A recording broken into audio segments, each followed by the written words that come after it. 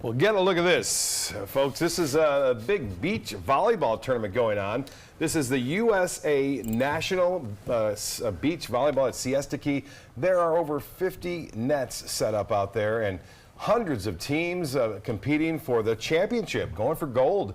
And the weather was nice, although the volleyball players were having a hard time with the wind. They were throwing the ball up and they were trying to serve, and it wasn't where it was initially when they threw it. That's so, yeah, it was that strong yeah. out there. So it was difficult for all teams, though.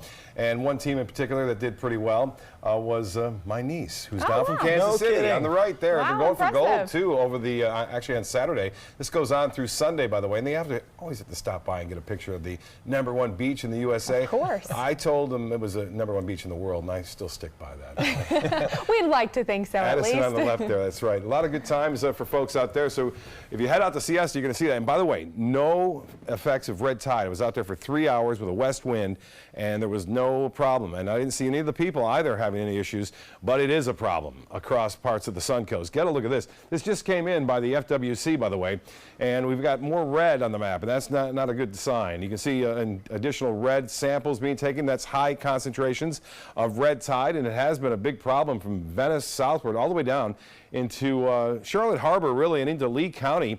Notice the numbers are going a little lower up in Manatee County, although Siesta Key is still getting some reports this past week near Lido and Siesta Key. Like I said today, was not a problem, which is a little unusual. The west wind, you would expect the concentrations to be a little higher, but maybe the seas kind of mixing things up. It kind of blew up the concentrations a little bit.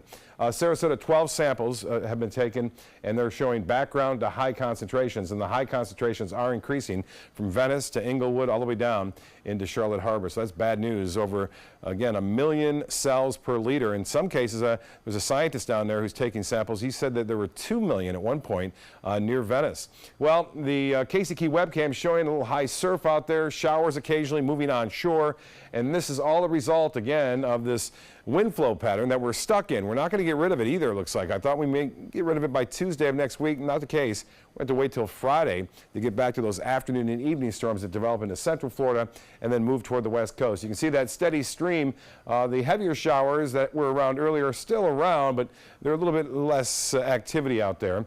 So expect a brief shower possible tonight. Most areas will be okay over the next couple of hours, although Venice, you're going to see this shower roll ashore, and near Inglewood as well. Rainfall amounts have been lacking across parts of southwest Florida, with the exception of Manatee County and North Sarasota County, where just in about 20 minutes, 7/10 of an inch of rain fell in a short period of time at Longboat Key.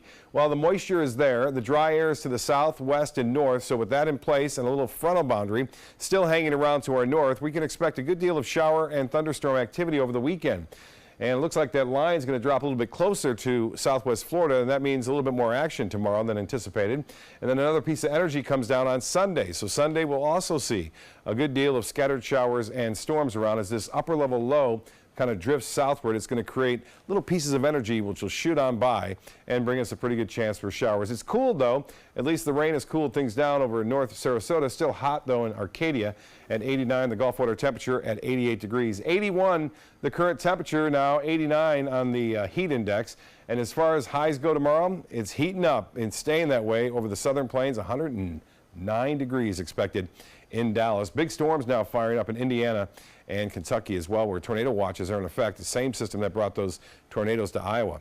Rip currents possible tomorrow. Seas will be running a little higher than usual, 2 to 3 feet with a moderate chop. And then the extended forecast is calling for a good deal of scattered showers at least, and thunderstorms occasionally right through the weekend and beyond. 70% chance on Monday, 60 on both Tuesday and Wednesday. As I mentioned, by Thursday and Friday, should be back to maybe a little bit normal afternoon and evening thunderstorms.